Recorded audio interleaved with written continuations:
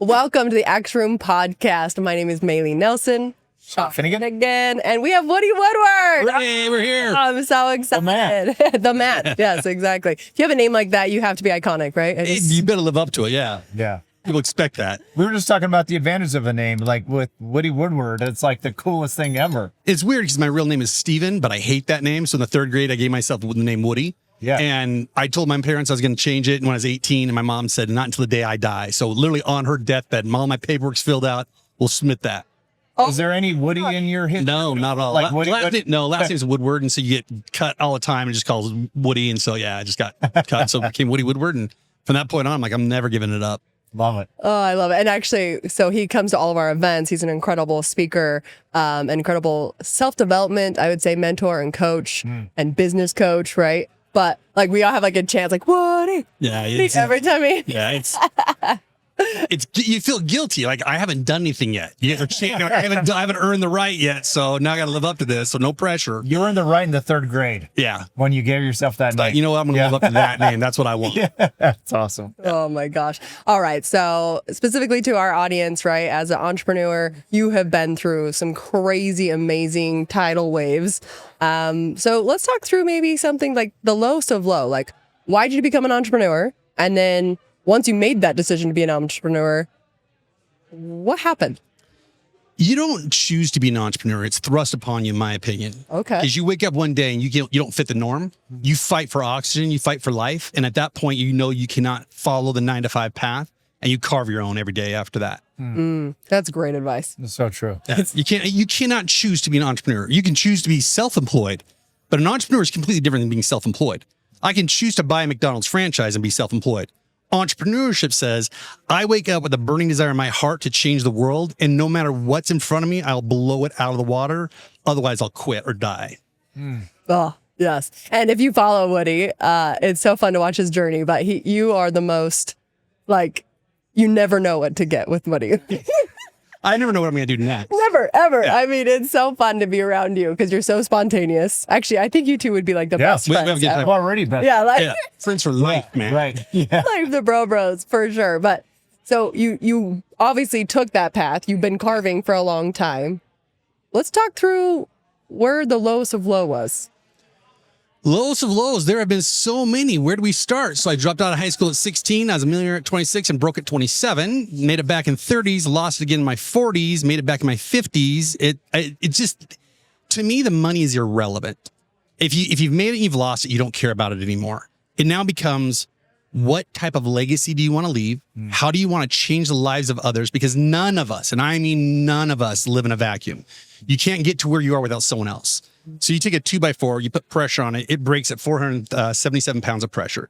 You take two 2x4s and nail them together, it breaks at 1,877. It's a 4.5 time multiple. Nobody has ever gotten anywhere without someone else. And earlier in the event, you said your favorite words are "we are the people," like we the people. That is what it's about. You can't go anywhere. I mean, you take any sales organization. You can't sell if you don't have a customer, so you need people. You can't raise children without somebody else. Like, the whole thing is designed to have other people. So the lowest of lows is when you feel like no one's got your back. It doesn't matter if you have money or don't have money. That emotion of no one's there for me, that is always the lowest of lows. And you felt that? Oh, thousands of times. Probably this morning, if I actually were being totally transparent. You know, it's one of those things you wake up and you have these emotions hit you because you're vibrating at such a high level. You're trying to change the world. And then sometimes you wake up and like, do I have it today? Do I have the energy today?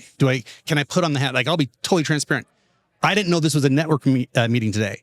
So I've got a massive deadline. We're filming tomorrow. I'm on my laptop. I walk in, I'm like, oh, I didn't come with the right mindset. I'm not here for the right mindset. I knew I was coming for the podcast. I did not come to network. So I sat in the corner of my laptop. I was just doing all my PowerPoints, getting ready for my presentations tomorrow.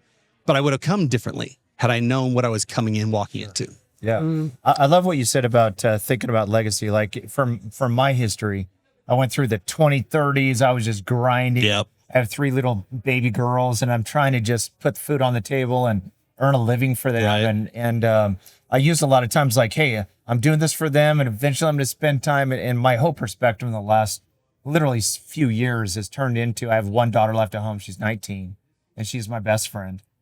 And there's nothing more I love doing than spending time with my 2 son-in-laws, my 2 daughters, and my daughter at home. Like literally, we're besties. We go home, and to me, it's like my whole perspective is thinking about this future generation, right? And there's been this big shift for me. It's like those minutes, I would rather spend those minutes with those individuals than anyone on the planet Earth. I don't care what kind of business deal it is or anything else, but it's about the future legacy that we're leaving. And don't you hate that it took you 2 or 3 decades to realize that?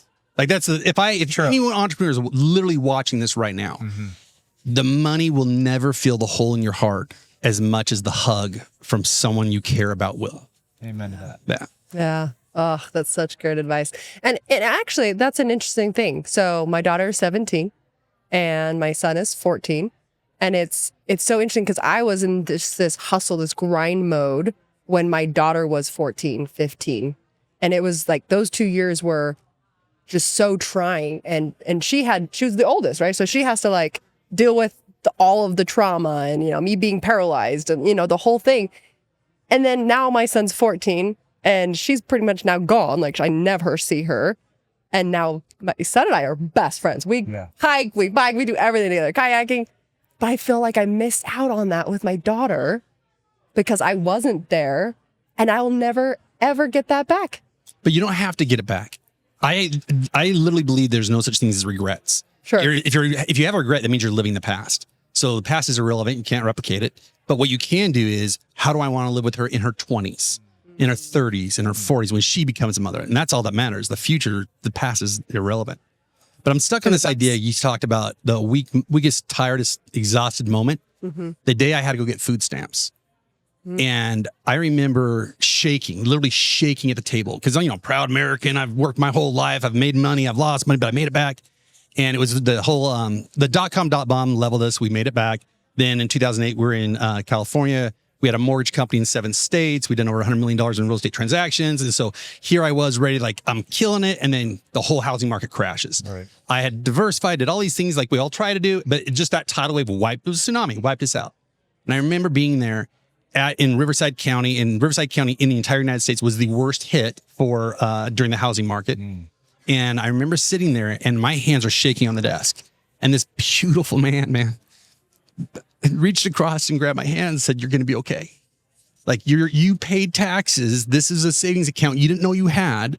What I want you to do is take this, it was an EBT card. He goes, I want you to take this. I want you to go to Costco. I want you to buy some really nice steaks for tonight because you're going to have the coupon after that. But this one time tonight, please treat your family to a nice meal." And I broke down and I told him, I said, when I turn this thing around, I'm coming back to hire you. I want you. This is the type of person I want in my company. Took us about 5 months to get off the food stamps. I went back and I called him up. I said, "I'm ready. I'll double your salary right now." He goes, "No, man, I'm okay."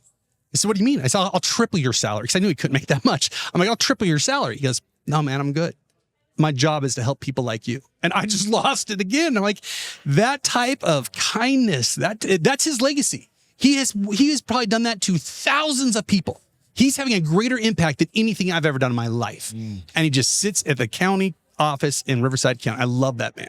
Oh, I love that too. That's so beautiful. Thank you. Say, so does he work at the county? Yeah, he works there. He's in charge of the so just from our perspective, when you think of a county worker or DMV, and here's someone in that kind of position where you generally don't get, the greatest experience when you go into these places. And here's this guy in that environment wanting to make a difference. And he is, man, massive difference. Changed my life. Gave me courage. I love that. Well, thank you, because now Woody has changed my life and thousands of other people's. And so that's really pretty what great. we're here all to do. That's so cool. Yeah. So you have created something super cool. It's the D.R.I.V.E formula. I feel like that's what most people, I would assume, know you by. Yeah. Like, talk to us about the D.R.I.V.E and like how entrepreneurs need to be leveraging this to take their success to the next level for sales, for connections. Like, this is what we do, is connections, right? A drowning man can't save another drowning man. So the most important thing for any entrepreneur to do is put the oxygen mask on themselves first so they can go out and give back and create legacy and so forth. So I didn't learn to read until I was 19 years old. And I have massive ADHD and OCD and ACDC, you name it. I've got all the acronyms. And even with dyslexia, I couldn't read. And then when I learned to read, from that point on, I've just devoured human behavior. I've read over 2,000 biographies. And in this process of trying to figure out why we do what we do, why we think the way we think, why we feel the way we feel, I discovered what's called D.R.I.V.E, D-R-I-V-E. There's 5 personalities. And this isn't like a personality profile like Myers-Briggs DISC. This is a performance profile. Meaning, how do you really emotionally show up? How do you actually think? Not just, oh, I see this trend. Okay, that's a personality profile. I'm talking about action. Like, why do you do what you do and how do you wake up? So D is for directors. Directors are all about lifestyle, freedom, creativity. That is their emotion. That's why they lead with it. Relators, that's the R. They're all about community. I would guess you're a relator. If I had to do your drive, I would guess, honestly, I can feel that. The way you do all this, relators about community, it's about connection. That's you to a T, Sean. Yeah. Then I is intellectuals. They're all about systems, nature, connection with point A to point B. V is validators. They're the cheerleaders. They're all about respect, trust, acceptance, acknowledgement, really lifting everyone up, the perfect team cheerleader. E is executives. They're all about winning, control. I don't want to say A-type personality, but really driven, like really purposely driven, won't sit and do small talk. They want to accomplish the next task and move forward. So the way I discovered all this was my lovely wife, who next week, with 30-year anniversary, I was writing my first book series. I've written 44 books. The first series was Millionaire Dropouts, inspiring stories of the world's greatest failures. So all these biographies I've read, I'm like, wait a minute, these guys are all dropouts. These ladies were dropouts. I'm like, So I compiled it all together. It became a 7-book series. And my wife said, you need to read How to Win Friends and Influence People. I'm like, I can't read one more book. Like, my brain is bleeding. I can't do it. That's the OG. That is the OG. Absolutely. Yeah. So when you go home, go to chapter 2, first left-hand side, first page. There's a quote by Dr. John Dewey that says, the deepest urge in human nature is the desire to feel important. I thought, there's no way that's true.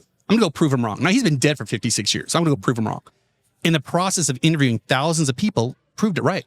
Everybody has 7 key characteristics that make them feel important. Now, this isn't about pride and ego or being more important than someone else. This is that emotional, like, identity.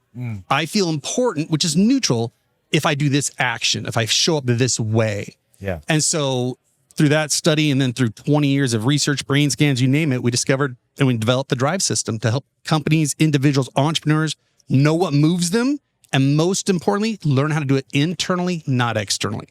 Every failure in your life stems from external validation, every one of them. Every success you've ever had, anytime you've overcome a challenge, can track back to internal motivation. So that's what we do now, is we just help people understand what motivates them, how to do it internally versus externally, stay focused, and then how to connect with other people based on their drive. And when people understand that, how does that help them? Massively, because so many times we don't know why we do what we do. So we're bouncing around, wasting time trying to make decisions. Oh, they need me to do this. They want me to do that. Or I saw this new trend, or the Me Too movement, or I got to do it this way. There's no clarity. Conviction plus clarity equals action. So if you have the conviction of why you do what you do, you have clarity on how to act, you'll take action all day, every day. In the right action. Because as entrepreneurs, right, shiny object syndrome, you gotta think, oh, I need to do this. So now I got to do social media. Now I got to do crypto. Do you really? Yeah. Right. Do you? Yeah, exactly. Back to did you make your sales calls today? Yeah. Right. Yeah. So I would think that for me, like, when I discovered my drive, what it did for my relationship with Mitch and I, that was what was fascinating. Because when you know the other person's drive, what I didn't know was what offended me. I think that was actually the most important part. And so we'll definitely drop a link in how do they the chat. How do they get? It's totally free. Go to discoveryourdrive.com. Dang. It's 35 questions. It's all about what makes you feel important. That's the key word. It's not what's important to you. Work and family can be important to you. Work and family may not make you feel important. Doesn't mean you're a bad spouse or bad father. It's that emotion of why do you do what you do. 35 questions. It'll give you a 2-page summary of your drive, and that's where you can start. And there's a lot. Mainly brings up such a good point that if your spouse does it with you, your children do it with you, your team does it with you. Go to companies, have all the teams do it. Yeah. You have clarity also for the people around you. We call it the 20-80 rule. You lose 80% of your influence by opening your mouth. So there's 5 drives. You speak one naturally. You alienate the other 4 just by talking. So you lose 80% of influence in our communication, especially your loved ones, your children. You're not trying to. You're raising your kids based on your drive, not theirs. You're showing up at your business partner based on your drive, not theirs. So the whole point is, don't have conflicting drives. Align your drive for success. Get internally motivated. Clarity. Boom. Man, Yeah. good. Oh, it really And is. it's free. Powerful. It's totally free. So Go you have should fun go with it. check it out and make that happen. Yeah, that's a good time. Honestly, in our business, like everything, sales is the fuel to all businesses, right? And Can you challenge that? sure. Sales is a solution to life. Ooh. Life would not exist without sales. Go back, regardless of your religious belief. Let's say you go the Adam and Eve thing. So we'll take that example. If you look at sales, you're either a con artist or you're a great salesperson. A great salesperson is there to serve. So Satan was the con artist. He told Eve to take the apple. She was the first actual salesperson on the planet. She had to go to Adam, create value to Adam to leave the deity, to leave the Garden of Eden, to go out and create humanity. It started with sales. Now, if you believe in evolution, the first caveman who invented fire had to go sell other people on the idea of fire. Yeah. Somebody had a spear. They had to go sell the other person. And if in the original tribes, if you were a con artist, if you lied, stole, or cheated, they kicked you out and you died. So humanity started with sales. Why do people have such a mental block with that word? Yeah, they do. Is it because they're afraid of being labeled as a con artist? Yeah. Okay. Yeah. And most salespeople are con artists. Yeah. They're only doing it for themselves, trying to get the commission to pay their rent, to pay their food bills, and so forth. Right. But sales is service.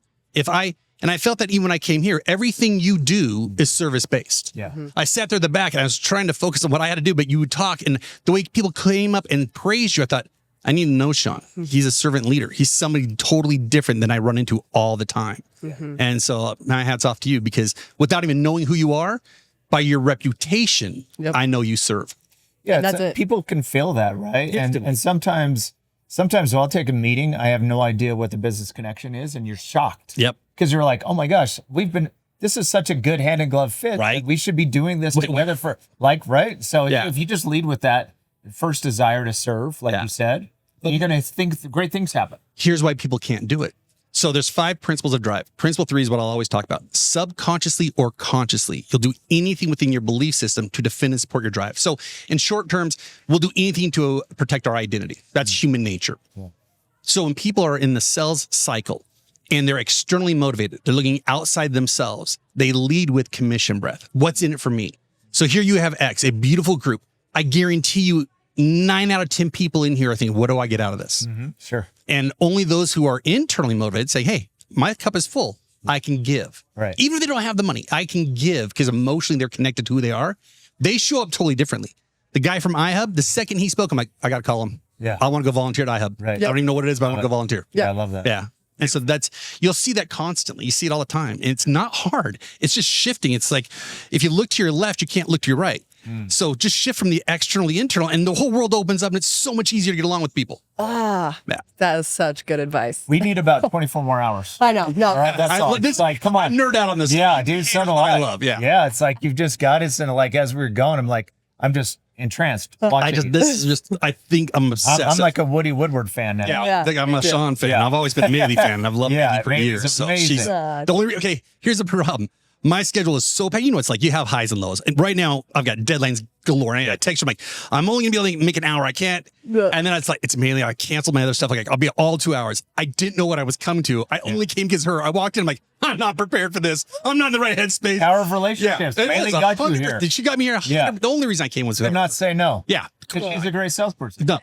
Okay, and why is she a great salesperson? Because she leads with value and service. 100%. Yeah. 100%. Yeah. Our Rolodex are our net worth because of the value we created for other people first. There are deposits we've made for decades. And if you need a favor, you call in the favor. Yeah, you're obviously a perfect example. Oh, so fun. Yeah. Well, Maylee, bring us home. This okay, so good. let's make it happen. Yeah, so fun. Well, thank you for watching the X Room podcast. It has been an absolute pleasure to have Woodward. Thank you for joining us. If you thought this was valuable, if you had so many different takeaways, put them in the chat. We want to hear, and reach out to Woody. I mean, this could revolutionize your business, help you become a better salesperson, but more importantly, turn internal so that you can actually transform and make an impact in your life. Thanks for watching. See you next time.